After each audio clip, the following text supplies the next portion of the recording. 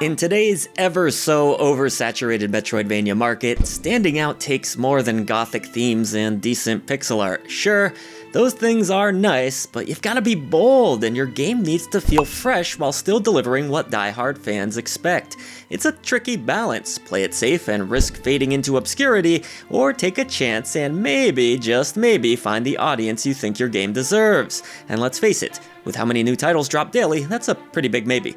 Chronicles of the Wolf, the latest Metroidvania to hit the indie scene, mostly plays it safe. It leans on a tried-and-true gameplay loop without adding much new to the genre, instead banking on recognizable voice talent and a not-so-subtle nod to a beloved character from another Metroidvania classic. Nostalgia can be a strong selling point, but is it enough? Or is Chronicles of the Wolf barking up the wrong tree? Let's find out in our full review.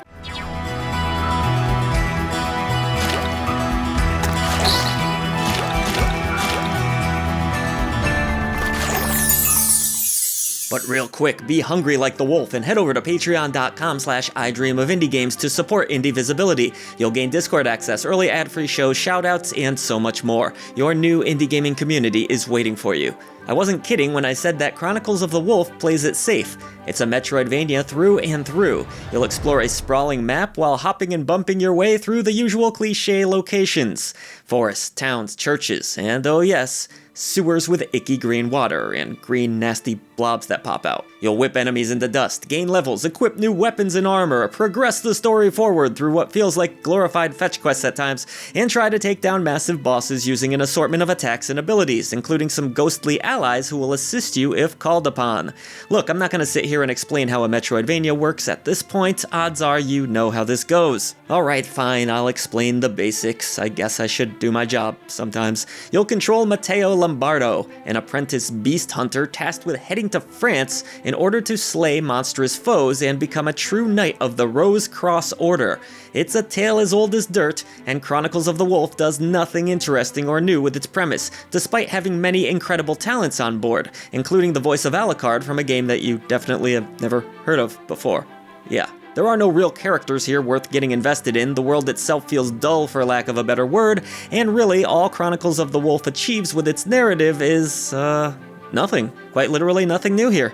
No interesting dialogue, no shocking moments, no twists, no turns, just a generic hero doing generic things with generic NPCs saying generic things, which is a shame. Gameplay-wise, Chronicles of the Wolf at least nails down a few of the fundamentals. Not all, I said a few.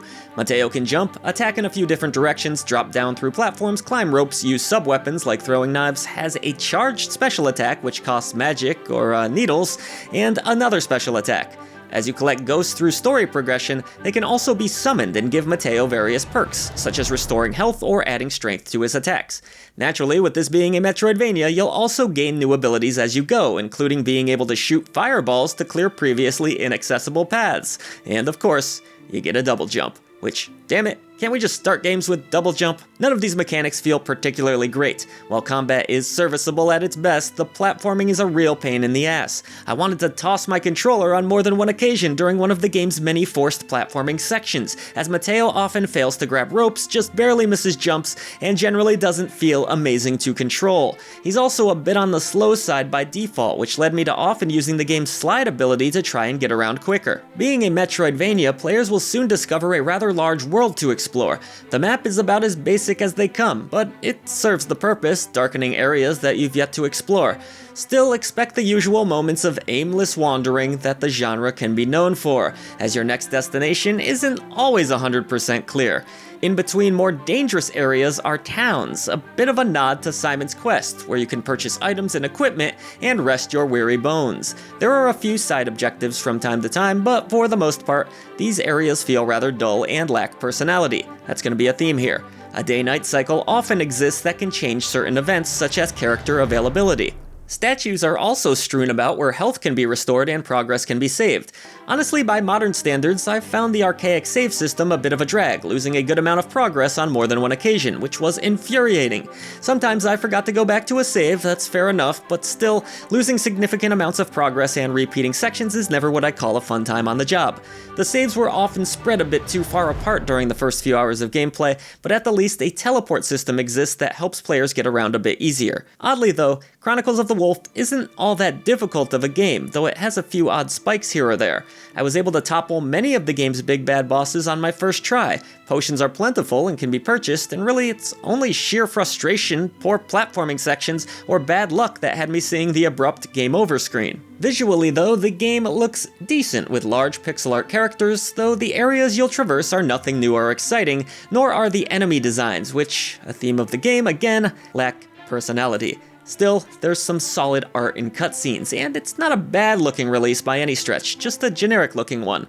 I'm always a sucker for retro throwback visuals, and what's on display here ultimately serves the purpose, even if it's not my favorite use of pixel art. But it's the soundtrack that really stands out.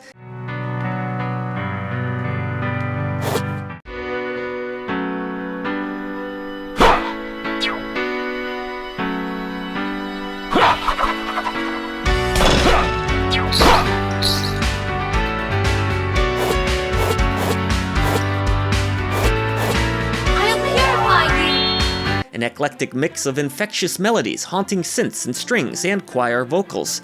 Each track is excellent, composed by Jeffrey Montoya, and including a guest track from the composer of Castlevania, Lords of Shadow.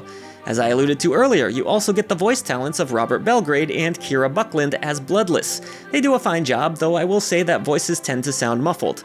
I assume this is a callback to the PS1 era of bad voice acting, sound, and somewhat stilted performance, but in 2025, a bit of the charm is lost. Not trying to be an ass, but some of the voices sound like they were recorded in a bathroom, and well, with a less than $100 mic, your average YouTuber can achieve better results.